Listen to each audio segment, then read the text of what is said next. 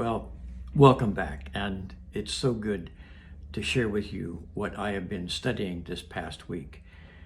I have been living with this text in its Greek form from the New Testament, from Mark 12, verses 38 through 44. And let me tell you, it has gripped me in a powerful way.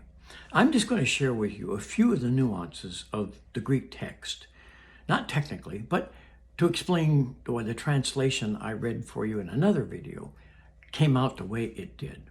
Mark is putting us in touch here with a culture. And he does that in his description of these people who are traditionally called the scribes. I call them the temple keepers, who love to go around in flowing robes. Now that word, stola, that's by the way we take our word stole from that, is used in the Septuagint reflection of the Hebrew. Very often, it's vestments. It's often vestments. So this is religious pretension. That's one point. The other point is that they demand first place. And those two words that describe first seating at synagogue and first place of honor at feasts, they begin both with this P-R-O, this pro. And we know that from English. But here's what's interesting.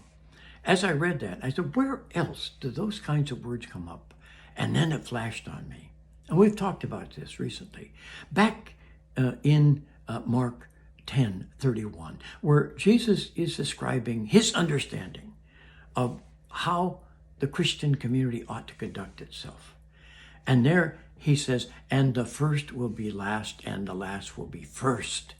And that's the whole idea, that the one who acts most as the least is to become the model of leadership.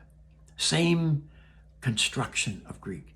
And so Mark intends, Mark is a careful writer.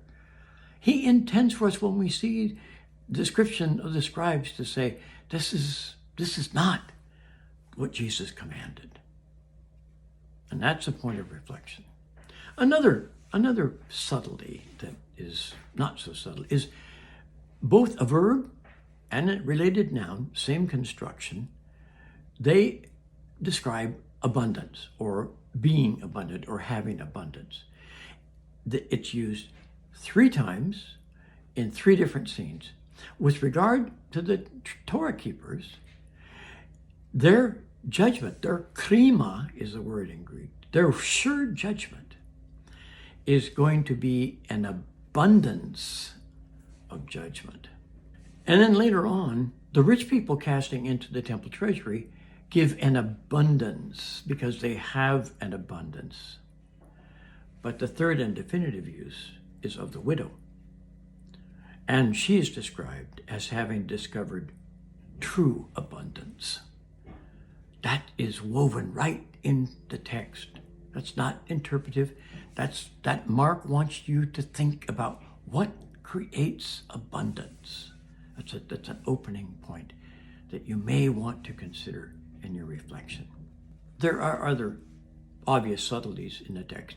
An example of excellent storytelling is story in 3 parts, and here we have it. We have an A, then a B, then an A prime.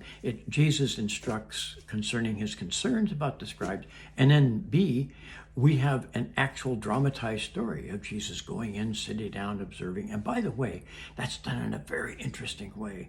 We get a present participle, which can be ongoing action from the past, continuing through the present, even into the future. And then we have an imperfect verb, ongoing action in the past. Then we have an aorist verb at the end, looking back and describing something that has happened. What it does, it elongates the story. It gives it bulk. Beautiful storytelling. And so we see through Jesus' eyes the performance of givers in the temple. And then in the last section, we have Jesus saying to his disciples, here is what I saw, and interprets that in this teaching way. It's magnificent storytelling. The widow is not a throwaway aspect of Mark's understanding, because it's about cost.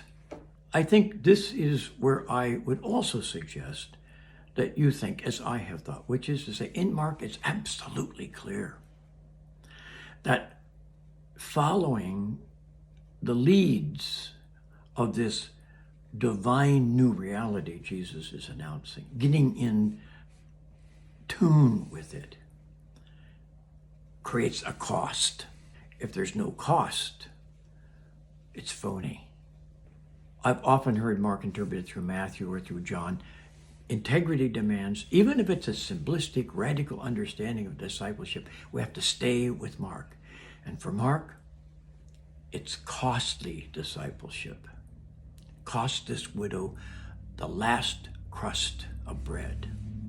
I had a scholarly companion once who gave me a wonderful insight. He said this, everywhere the word faith occurs in Mark, you can very well just substitute the word courage. Because in Mark, it takes courage to embrace the cost of discipleship. Hey, thanks for listening both to my translation and to this presentation. I'm looking forward to being with you next week on another text. Take care.